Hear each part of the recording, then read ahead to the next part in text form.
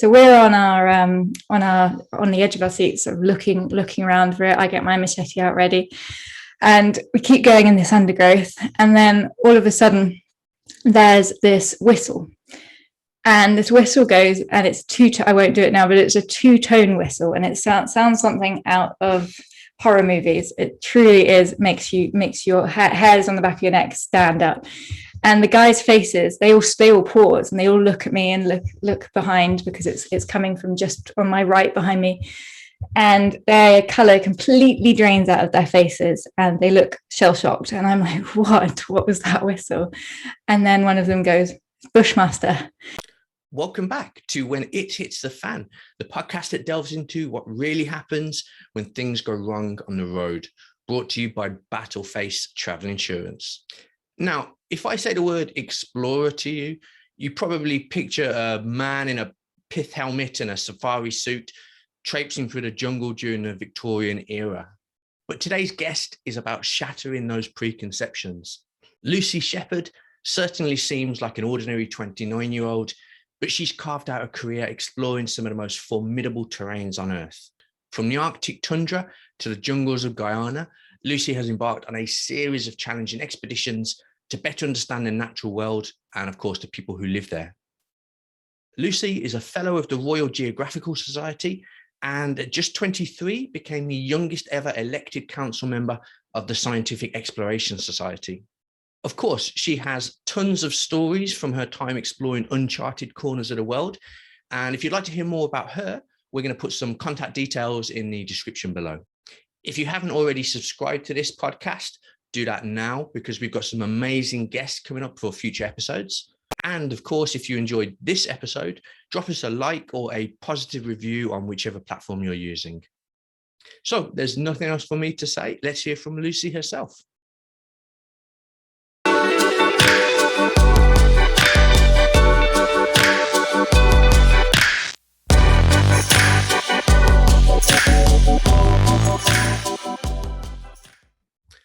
Lucy, welcome to the podcast. How are you?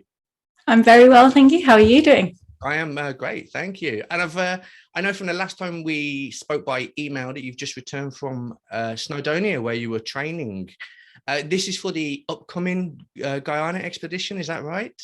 Yeah, it's getting so close now. So in 3 weeks' time, just about 3 weeks, I'm off from definitely my biggest expedition yet, in terms of size, like scale wise, ambition. Just it's a mammoth one, this one.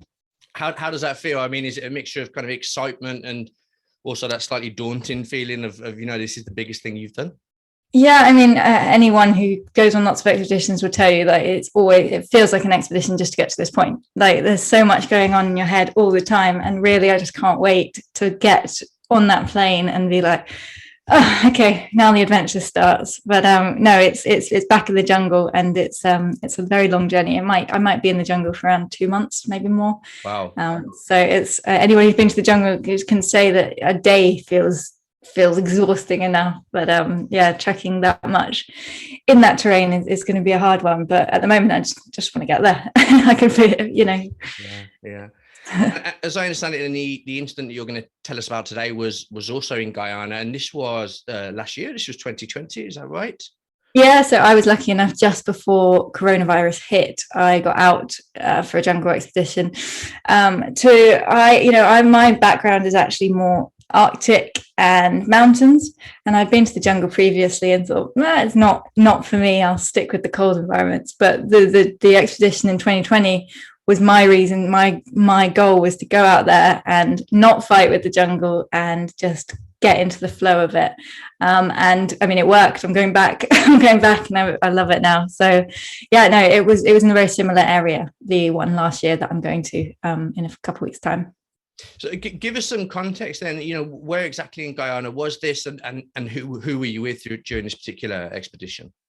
Yeah, so last year I went to the Kanuku Mountains. Now the Kanuku Mountains is in kind of southern Guyana, and the whole mountain stretched pretty much the entire span of the width of the country. So from Suriname to Brazil. Last year I only had sort of particular time frame and budget.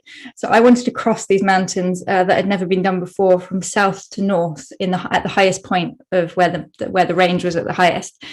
And the thing about the Kanukus is it's a protected area. So it's when things are protected, especially in that area, it's very, very hard to get permissions and permits to walk through different areas. You have to get permits from Amerindians, from different protection agency. But I managed to do it. And the goal was, south to north, trekking by foot. And I was meant to only take 2 Amerindians. It was going to be a team of 3, myself and 2. But for other reasons I can't go into, there was a big kerfuffle when I got there, and suddenly there was 6 of us. So I took 5 Amerindians, which wasn't a bad thing at all. It made for a very fun, dynamic, and exciting experience of the whole adventure. So myself, 5 Amerindians crossing south to north of the Kanukus last year. And how far into this particular expedition did you encounter, I guess, sort of trouble or peril, however you want to describe it? It was smack bang in the middle of the mountains. So the furthest point from help, like that you could possibly get, like right in the middle, where the canopy was the thickest. The the InReach Garmin wasn't working properly. The sat phone, you would have had to cut down a lot of trees if you needed an evac. So it was not the best place to stumble into trouble. I mean, this is incredibly thick jungle. Do you want to talk a little bit about sort of how you actually kind of get through that type of terrain? Yeah, so I mean, if you've ever looked, even just in a forest in the UK, if you ever look into a forest that's not on the track and you think you've just got to go that way, you know it's going to be a hard trek through, because you've got to, bushwhack. In the jungle, it's obviously so much more dense. There are vines and roots coming out from everywhere. There's razor grass coming from everywhere. Everything's just fighting for light, isn't it? And so if you're ever near a sort of tiny stream, then everything is just trying to be there and trying to live. And so getting through this, because this is all by foot, is so hard. You take it in turns for someone to be the clipper. So you don't take down big trees, you kind of wiggle, but you use your machete and you get through, and you're with a big bag as well. You're so ducking and throwing, and I wear garden gloves because the amount of spines and spikes that are on these trees and the branches, it just is everywhere. Everything has a defense mechanism, and it takes a long time. So I'm not kidding. You would be going for 8 hours and sometimes only go a kilometer in a day. Wow. And you're zigzagging, but I mean, as the crow flies, a kilometer, and it's so demoralizing if you start thinking about distance. So you don't think about distance, you just gotta keep plodding away. And on this particular moment I'm going to describe was one of the slowest and the most dense days that we'd had on the trip, and that we did have. And of course, you obviously the undergrowth, the thorns, the difficulty of actually, traversing this particular terrain.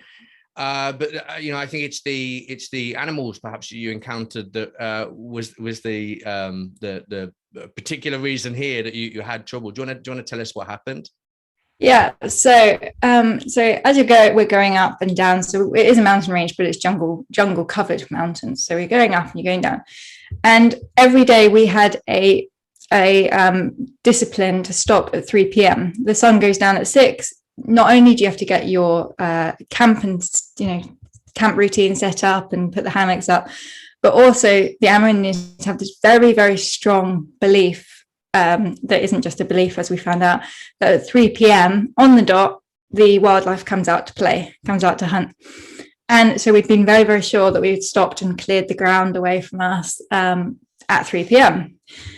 And on this particular time, we were trekking through, we hadn't made much progress, and we were going down quite a steep steep slope. And so all the trees, they didn't have much rootage, so everything was falling. There was no good place to put up a hammock, really. So we decided to push on, like looking at the clock. Okay, it's 1 minute to 3. Okay, we'll keep going a little bit. Maybe we can just go and find a better place. And at 3 p.m., it hits the 3 p.m. exactly. And one of the guys in front puts his hand up, and he says, "You can smell a jaguar." And so we had seen jaguars a couple of days before, and it isn't a problem. Basically, if you see them, it's not really as a problem. Like there's a comment that, get out your camera and take a picture. But if you can't see them, then it starts getting a bit frightening, because we're in this big undergrowth and you can smell they're around, but you can't see them. So we're on the edge of our seats, sort of looking around for it. I get my machete out ready, and we keep going in this undergrowth, and then all of a sudden there's this whistle. And this whistle goes, and it's I won't do it now, but it's a two-tone whistle, and it sounds something out of horror movies. It truly is, makes your hairs on the back of your neck stand up. And the guys' faces, they all pause, and they all look at me and look behind, because it's coming from just on my right behind me. And their color completely drains out of their faces, and they look shell-shocked. And I'm like, what was that whistle? And then one of them goes, bushmaster. And then a bushmaster snake is, when I asked the Iranians initially, before we left, what was their biggest fear, they all said bushmaster snakes. Bushmaster snakes are lethal. You have to get evacuation very, very quickly if one bites. And they're also known as one of the most aggressive snakes. They can chase a galloping horse. They often have known to chase the scent of humans, and they curl up. They've been known to curl up under hammocks, getting your warmth and striking at night when you least expect it. So at night, we spend a lot of our time getting our head torches out and just checking everyone's hammocks for eyes. We've been doing that through the process. But what I didn't know is that they whistle. And there's very few research to show that they whistle, because they only do this when you're in like very, very remote areas. And this whistle is like a warning sign, and the Amerindians say, it knows that you're there and it's coming to hunt you. So it's like, okay, there's a whistle, and then the guy goes, bushmaster snake, run. And we want to run to get our scent away, but we can't run very fast. One, there's a jaguar ahead, which we don't know where it is, and two, obviously it's such dense jungle, so we start moving faster. My heart is like racing, and go, like just looking where you're putting your feet as much as you can. And then we hear another whistle just ahead of us, and then we hear another whistle to the side, and then we hear another whistle, and we started to realize that we're surrounded, and we're just getting these warning whistles just absolutely everywhere. And there's nothing left to do. The guys don't want to go in front ahead, because we're just getting ourselves into a trap, and it's getting darker. And if you're more likely to stand on them. So we make the call to drop our bags and start just getting rid of the undergrowth and the bottom, so we can just see what's coming for us. And so we stop, and we're starting to make camp. And then not one, but two guys get stung by a bullet ant. So there's also a bullet ant nest there. If you don't know what bullet ants are, they are known, they're often used as a sort of test to become from a man in tribal challenges, and it makes you feel like you're on fire where you've been stung for 24 hours, and it also gives you a fever for 24 hours. So two guys have just been stung by this. So with two men down, they're having to go and lie down with their hand in agony. And meanwhile, we've got these bushmaster snakes going off. We know there's a jaguar around, so we're very, very quickly trying to get fires everywhere. Like, we always sleep with fires around, because fires make the animals sort of stay away as much as possible. This time we slept with 3 fires, so everywhere we possibly could, and just made sure that we were going to stay awake throughout the whole night. But as the sun went down and those whistles just continued, I can't say it really was just something that stayed with me, that two-tone whistle. I kept hearing it when I came back, but we spent all night just being ready and stoking the fire and doing all of this and nursing the guys. And then when the sun came up, like, it was almost like it needed to happen for us to join as a team and to become one as a team. It had been a very, very sketchy scenario, and if things had got worse, it would have everything needed to be in place to make sure nothing terrible happened. But it was one of those ones that I won't forget. And I know that these snakes do whistle. And I have recently looked up about whistling bushmasters, and there's only one scientific paper from the 1990s that talks about it. And that's because someone went very, very remote away from people. So yeah, I am actually going back to the same area, ready for more whistling, chasing snakes. Well, I was going to say, I mean, obviously hasn't deterred you from, visiting the most dense jungle in Guyana. What about then? You mentioned obviously jaguars as well. How liable are jaguars to attack humans? Is this common in these parts of the world? They always talk about the Kanuku Mountains, especially having animals that aren't afraid of people at all. And there's a lot of myths around these mountains that they even say jaguars sometimes hunt in packs in these mountains and act very differently. Whether that's true or not, I'm not sure. The thing is, jaguars are most likely to attack if you're on your own, and especially if you're near water, that's why you never go to get your water or go fishing on your own. The attacks that have happened have either been fishermen on their own or with a dog, or senile jaguars going into the villages taking livestock and kids. But it has happened. I've definitely looked at case studies where it's happened and they've just come randomly and attack. I don't know if you know much about jaguar attacks, but they go for the back of the head and the skull. And they kill their prey instantly. So if you're ready, they're probably going to come from the back and then drag you out like that. It is rare, but it has happened. So you've got to be ready, I suppose. I mean, jaguars are a scary thing if you don't know they're coming. Absolutely. I think it's really interesting what you talked about, the next morning and feeling bonded with the particular group that you were traveling with. I suppose, there's no shortcut to that level of bonding or feeling a rapport or having a level of trust with people that you are on an expedition with. And often it's, adversity or risk that kind of creates that bond in the first place. Is that something that you've experienced, that you sort of need that incident in order to kind of feel, okay, I feel safe with these people and I know that they've got my back and I've got their back? Yeah, I mean, it's definitely a catalyst for it. I think in normal circumstances, I wouldn't have needed that. But because I wasn't even expecting to take all these other guys that were strangers, it was something that helped get that bond along. That it was nice to see that everyone acted in the right way and focused. No one either panicked or acted the wrong thing, because you never know, and everyone acts differently in that scenario, whether they're amazing Amerindian bushmen or whether they're just the average person. You never know when it happens. And I mean, it must leave you in such awe of these bushmen, the fact that they are so knowledgeable about the jungle, about it, the risks that it presents, but also the opportunities for food, for safety, if you kind of treat it the right way. Absolutely. No, their knowledge, they're funny because it's so normal for them. So you have to really, it's like getting blood out of a stone. You have to really say, what are you doing there? What's that? And then they're picking something. Oh, I'm actually going to use this to stun the fish so I can pick them up without killing them. Or I'm using this because this will be nice when eating later or something. So you really have to just pay attention to what they're doing and ask the questions. They don't all speak English either.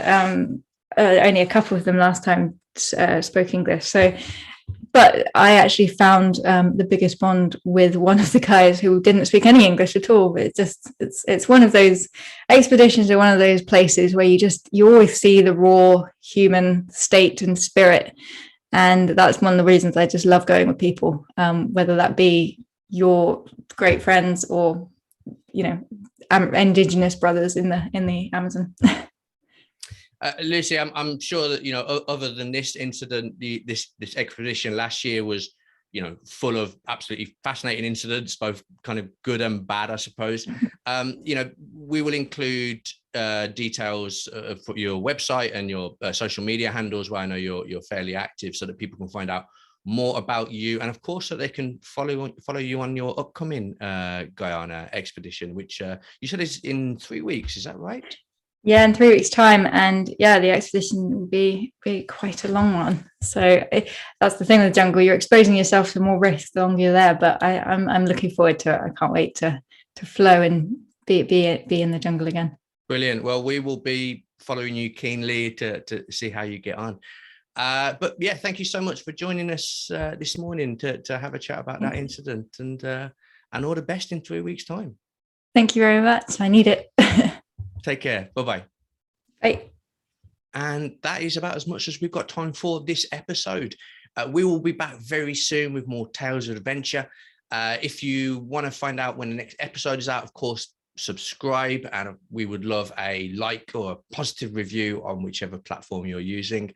But until then, goodbye.